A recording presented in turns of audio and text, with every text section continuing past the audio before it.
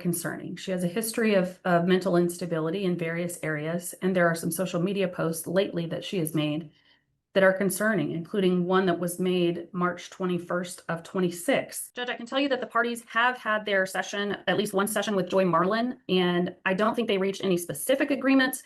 I think there are some things that they discussed, and Ms. Marlin sent them with a list of ideas to talk to their attorneys about and see if those things could be ironed out. One of the issues in particular seems to revolve around mother's desire to change the physician, the primary care physician of the child. As this court knows, we went around and around with therapy trying to change the therapist for the child. We're having the same issue here. Mom wants to change the primary care doctor, unilaterally scheduled an appointment, told dad about it. When he asked about what's this doctor's appointment, what's the situation, her response was, I'm not going to discuss it with you. I told you about the appointment, period. And that is reflected in the Our Family Wizard messages between the parties.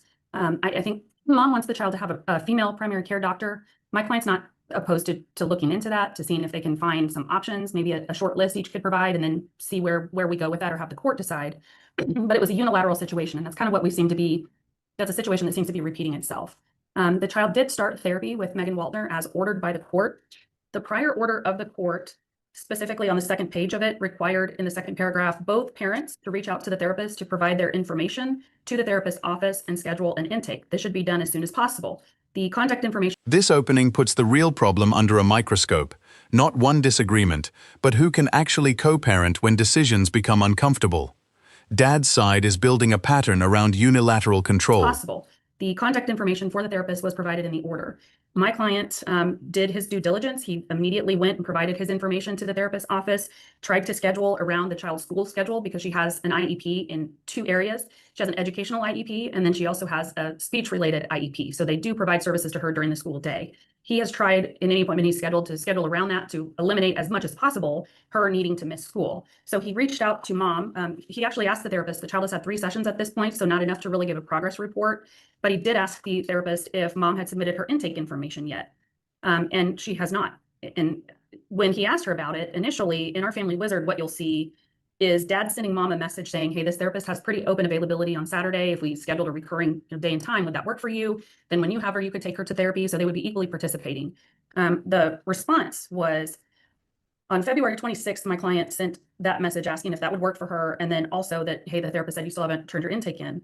And on the same day, February 26th, mom responded and said, I will not be discussing therapy with you any further. Thank you. Which obviously doesn't work for my client. It doesn't work for this child. They have to be able to communicate in order to manage the duties around this child. So again, on 3/27, so almost a month later, my client, after a therapy session, I believe that occurred on 3/26, said, hey, I asked the therapist again if your paperwork was done or your intake was completed. And they said no, but that you had completed, I believe on March 23rd, she completed a release of information form for her grandmother to access full information about therapy, but still had not submitted an intake or any documents or any additional information. So my client said, I'm requesting again that you submit your portion of the intake, as it's important for the therapist to have your perspective as well. He offered to help her if there was something he could do to assist with her getting that in, and told her, I'm trying to understand what's going on here. You tell the judge that Paisley's your top priority, but you just haven't complied with this order. And it concerns me given the history of the case and given the history of her behavior. He said, let me know if you're just refusing or if you're struggling some way, and I'll do what I can to help you. The response that he received to that indicated that mom works retail. She doesn't have much availability on Saturday or Sunday. And then went on to say, you've stated she has openings on Saturday and she refused to reach out to me till Monday. So if she would like to call me with some times, I'm happy to work with it. My lawyer also sent her an email.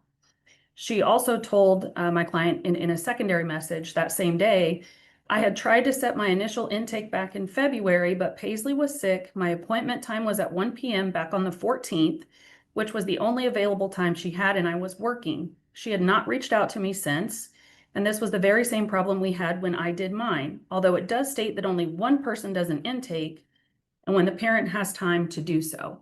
So I think she was referencing in that message, one, that she was working during the initially scheduled time and she never reached back out to the therapy practice. But 2, I think she was referencing the prior domestic conciliation order, but even that order says that both parents are to reach out to the therapy office and have an intake with the therapist so that they get both sides of the perspective. And, he just learned, I think, for the first time that she appears to be working every Saturday and Sunday, which is concerning because if she's getting this child every other weekend and she's working Saturday and Sunday, we're not sure what's going on there. If the child's just hanging out with grandma or what the situation is. So we haven't made very much progress in the way of getting this child into therapy, although my client did go ahead and schedule some appointments regardless of mom not participating, because he felt like, he couldn't wait any longer, essentially. So she has had 3 appointments to date, and she didn't have enough to really submit a report, but it's my client's understanding that one issue reported by the child is that mom's just not conversating with her a lot. We don't really know what the depths or details of that is. I think that will flesh out later. So there's not enough information just yet for a report. They don't have any solid agreements as far as the domestic conciliation. There are some things I think that my client would be amenable to that she's asking for. But I got an email on Friday afternoon with some proposals, or what apparently mom thought they had agreed to in mediation. There is no memorandum of understanding yet, but I did receive a proposed agreed order about 7 o'clock this morning. I kind of went over that with my client. There are several things he's not agreeable with. Essentially where we are, Judge, is my client's concern, and the history of this case will reflect that mom will do really, really good for a period of time, and she'll be involved. She'll be doing the parenting, going to school, doing all the things. The dispute shifts from simple non-compliance into competing explanations for why compliance has not happened. Mom's work schedule may be legitimate, but the dangerous part for her case is the gap between having obstacles and actively solving them. But then something happens and she just seems to fall off. And he's concerned that we're back at that point again, where she's at the precipice, maybe with 1 foot over the edge, essentially, so to speak.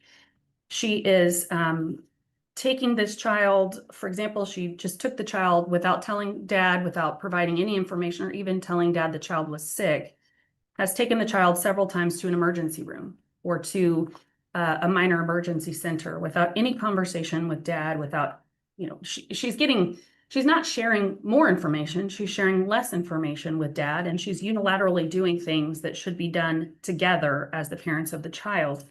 But additionally, I think we provided in our exhibits, there are some social media posts that mom has made that are very concerning. She has a history of mental instability in various areas, and there are some social media posts lately that she has made that are concerning, including one that was made March 21st of 26. Judge, you asked for an update on the mediation, and she's spouting all this stuff that I don't have notice about. I haven't asked my client about social media posts, and so I kind of object to this long narrative of just throwing my client under the bus with no notice or knowing that this is all what we were going to get into. I thought we were going to update you on mediation and probably schedule a trial date. Well, Judge, it's in the exhibits that were provided to her office on Friday. I don't think I got an email with exhibits. Well, we sent an email with exhibits, and we have a sent email that shows the exhibits that were sent. So I'm not sure what the issue was there. I just pulled it up this morning to reprint them. In any event, we have made very minimal progress, I guess I would say, toward resolving the remainder of the issues. And I think it seems to my client like they're going backwards instead of forwards at this point. So it appears that we may just need to set a trial date. Well, Ms. Gilmore, apparently this proposed memorandum of understanding had certain provisions that your client was agreeable with. That's correct, Judge. There were some things in it that my client was amenable to, but there were several things that were not agreed to in mediation and that he's not amenable to, because I just such as.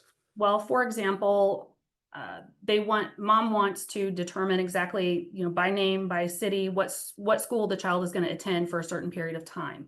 That's not something that my client is ready to agree to at this point. Additionally, there were, mom wants to flip around some of the holidays, which he really did not agree to. He did agree with a Christmas break adjustment, but he did not agree with flipping the normal parenting weekend after that adjustment. Additionally, there was a request to make sure that only the parents could talk with medical providers and therapists. He's fine with that, so long as it works both ways. So it'd just be mom and dad being able to talk to the providers. However, he did want to be able to include his wife, which is Paley's stepmother, in like IEP meetings, things like that, because she does have input in the struggles that she might see with Paisley. And also she participates, you know, in working with her on homework, things like that. That has never been an issue before. I think mom's never had an objection to that. So this objection seems to be a bit out of left field. Nevertheless, he's okay with that. In addition, there was a provision to change the child's primary care physician to a female doctor. She's been with the same PCP for 6 years. I think mom wants to change the doctor because of some trauma that she experienced when she was younger. And my client's not necessarily opposed to that, but he thinks that it should not just be mom picks the doctor and then the child goes. He also thinks that it should be minimally invasive with her school schedule. So if there are weekend or evening or late afternoon appointments, those should be taken. He does object to it being anywhere that grandmother or great grandmother of the child had previously worked. And he would like it to be somewhere not way out east so that both parties would have a substantial distance to drive. Dad's attorney is trying to convince the judge that periods of strong parenting are followed by sudden breakdowns in communication and decision-making. That is a much more serious theory than saying mom is simply difficult. Additionally, I would say he would like to be able to continue scheduling the medical appointments because he's the one that's been doing that for the past 6 years. And he came to that role by virtue of mom's action or inaction. So he always tells her, he gives her notice of every appointment, any appointment time, date, what it's for. That is reflected in the OFW history between the parties. Typically, mom will acknowledge it and say thank you, but she rarely ever attends any of these appointments. So it's usually dad just taking the child to whatever the appointment may be. He would like to be able to make the medical decisions. Additionally, he was not in agreement with just turning over complete control for mom to make appointments like an annual well child visit. He thought the parents should both be able to be involved in that. The way that this was written would suggest that perhaps dad should not have as much involvement in there, and he's the one who is taking care of Paisley and her medical needs for majority of her life. Let's see, the parents notifying one another of all medical and therapy appointments and provide name and address of the providers. He's not opposed to that. He thinks that's a great idea. In fact, he's been doing that for some time. He's in agreement with that. Let's see, the Halloween schedule. There were some the holiday things he didn't agree to, but I think we might be able to resolve those issues with conversation between counsel. Summer break to continue. And then the parenting time during the school year was an impasse. Mediation was unable to resolve that issue. That's accurate. He absolutely agrees that that's correct. All right, very well. Ms. Sewer, your client's response to what's been presented? Sure. With regards to the therapy, I will tell the court that my client has been in touch with Megan Waldner, the therapist's office. Megan insists that anytime she meets with the parent to do an intake, that the child also be present. My client only has every other weekend, and in all the messages that Lacey read to you, she didn't read one that dad sent to my client, which said he absolutely will never let her pick up from school or let her schedule any therapy appointment on any time but her own. So that leaves her every other Saturday in order to do this intake with the child. My client did have an intake scheduled on February 14th, and then the minor child had strep throat and was sick. And so my client had to cancel that appointment. She called, left a message with the office. The office called her back a couple days later. And my client does work retail, so she can't always answer her cell phone when they call. They played phone tag some. She then was able to schedule one for this next week, but it's at 3 o'clock on a Monday. And so if dad doesn't let my client pick up the child to take the child to this therapy intake, then she's very limited on her ability to comply with if dad doesn't let her do that on his time. And it has to fall on every other weekend. My client doesn't work every single Saturday and every single Sunday, but she works retail and her schedule does vary. So there are some Saturdays she works, and then she couldn't do a therapy right in the middle of that. And so that is the reason why there's been some delay. And Ms. Gilmore is correct that I did send some information to the therapist to try to intervene and try to explain what the difficulty is at this point in time. So maybe with some clarity or some direction from the court that would allow her to participate in therapy or to do her intake on a day where it's not her regular parenting time day, that would help a lot. With regards to the medical scheduling, I mean, she doesn't attend a lot of the appointments that dad schedules because she doesn't get much notice and it doesn't always work with her schedule. He schedules them when it's convenient for him, but doesn't check my client's calendar. So she's at his mercy and only can go when she's able to go. So that is a problem, but it's not that she doesn't care. The talk in therapy around my client scheduling some of the well child and well woman checkups that are going to be happening is that this child now is hit puberty. She's started her period. And some of those things I think children are more comfortable with their moms handling versus dad. It's not that he couldn't do it, but I think with some comfort level, and that's kind of part of the reason why my client wants to transition to a female doctor. The proposed agreement exposes why this case is nowhere near settlement. These parents are not fighting over one narrow custody question. They are contesting school placement, holidays, medical authority, provider access, appointment scheduling, and the role of the stepmother. We did get an email from Joy Marlin that outlined what she thought the parties had agreed to. Apparently 3/4 of it, dad doesn't agree to. I put word for word what Joy said was agreed to in order and sent it to Ms. Gilmore. So I would say we are certainly at an impasse on the residency during the school year. I do think it's probably appropriate to schedule that for a trial. And then whatever ancillary issues she will agree to in that agreed order, we can file that, and anything that isn't agreed to, I guess, also needs to get passed to trial.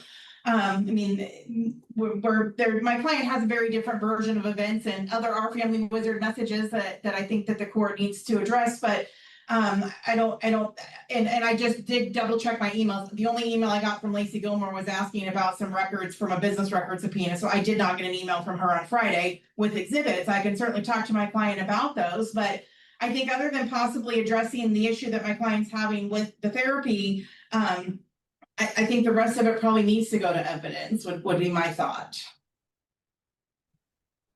All Judge, right.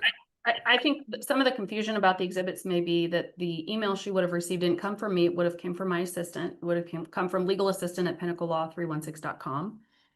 Also, the emails or the OFW messages that we told the court, those are very recent messages in their entirety. What she's talking about is a message from many, many moons ago that was sent by my client to mom during a period of time where they were going around and around about therapy. He has never told her she's never going to be able to pick up the child for therapy when they're trying to jointly do therapy. But it's his understanding that the child does not have to be present for the parental intake, but for insurance purposes, that there are certain, like a child would have to be present for a percentage of the time in some situations. I would also tell the court that mom has not attended a medical appointment for this child with the exception of taking her to minor emergency in the last 3 years. And to say, well, she can only do this at 3 p.m., whatever time. My client had no idea that she'd even scheduled an intake. This is the first that we're hearing of it. The email from Joy Marlin was not a list of things that they had agreed to. In fact, what the email said is it's a list of ideas. I believe the parties got the same email because when counsel sent me an email, it had the email that Joy had sent to her client attached to it, sort of at the bottom. My client has shown me he received an identical email from Joy Marlin, and it does not say, here are the agreements, here's the memorandum of understanding. It says, here's the list of ideas from mediation. So I think maybe there's a misinterpretation or maybe a miscommunication about what an idea versus an agreement might be. And so my client, there were no actual agreements that I'm aware of that were made in mediation. I think there were conversations, there were discussions. My client agreed to be open-minded about those things, but I'm not aware that they made any agreements, and I've not seen a memorandum of understanding or even a draft memorandum of understanding regarding those things. My client has no issue with her picking up the child and taking the child to therapy. If that's an appointment, I think he welcomes her participation in therapy. And you can see by the messages, went out of his way to try and encourage her to get her intake done in order to make that happen. So it's disingenuous to suggest that somehow my client's trying to impede her access to therapy. What my client is trying to do is have the child miss as little school as possible. And she works retail. We have no idea what day she works, where she works. I think she works various different jobs, so I'm not sure what her schedule is on a regular basis. Perhaps if she posted it in our Family Wizard, that might be helpful. I don't know. But there was never an agreement of sorts in mediation. All right. Ms. Sewer, you had mentioned that there was an intake appointment scheduled for the near future. When was that exactly?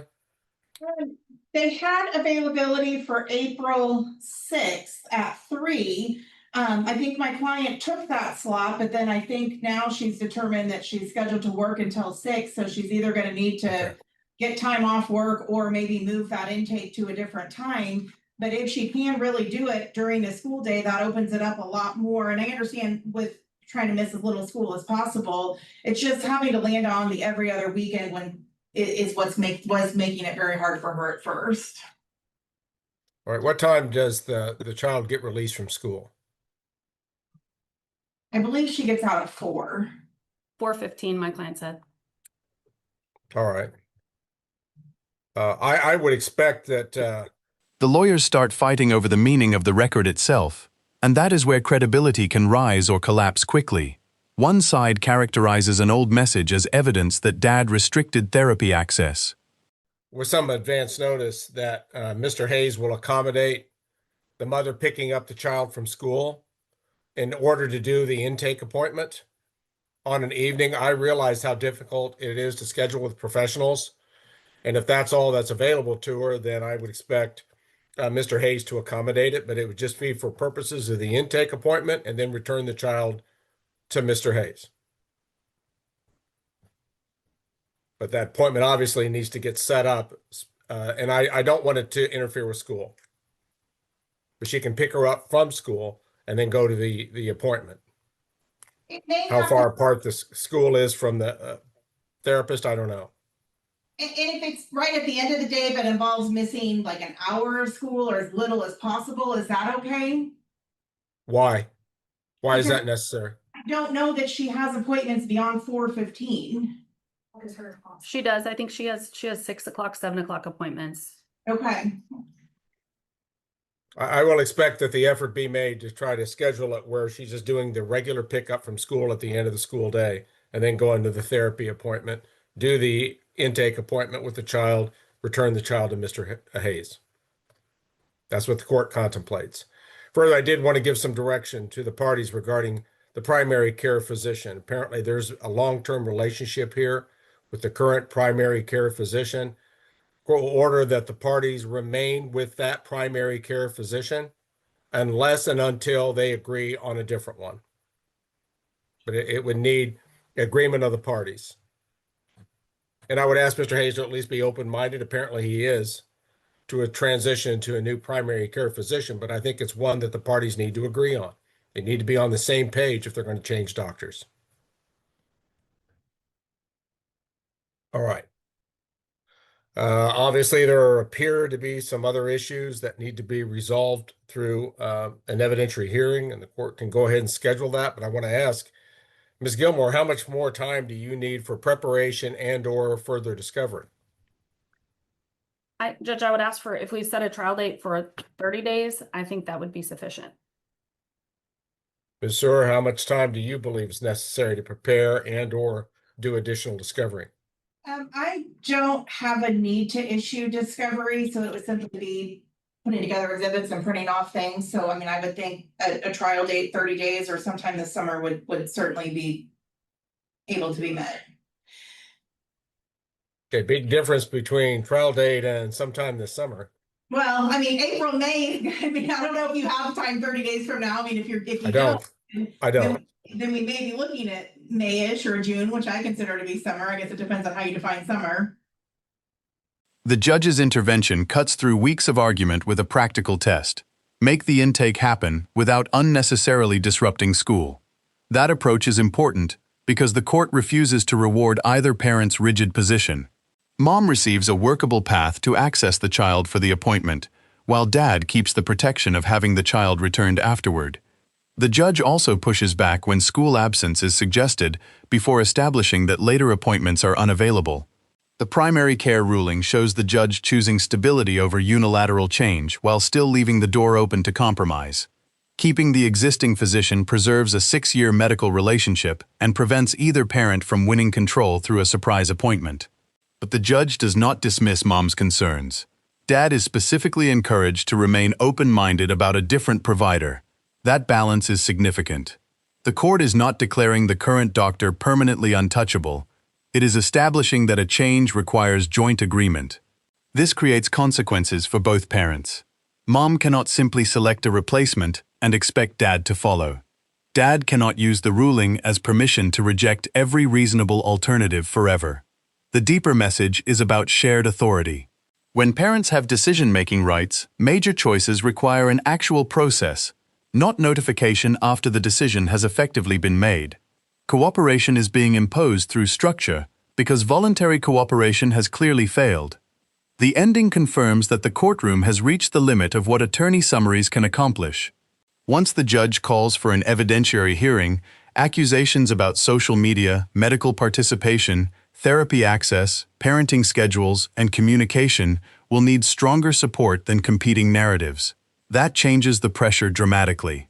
At trial, screenshots need context. Messages can be challenged. Scheduling claims can be tested. Patterns of conduct can be compared against records. The roughly 30-day preparation request shows neither side believes extensive new discovery is necessary, suggesting much of the battlefield already exists in documents and communications. The June 17th in-person setting also removes the possibility of indefinitely circling through mediation while fundamental issues remain unresolved. From this point forward, credibility becomes expensive. Every exaggerated claim risks being exposed by the full record. Every documented effort becomes valuable. The parties are no longer trying merely to persuade each other. They are preparing to prove their positions to the judge.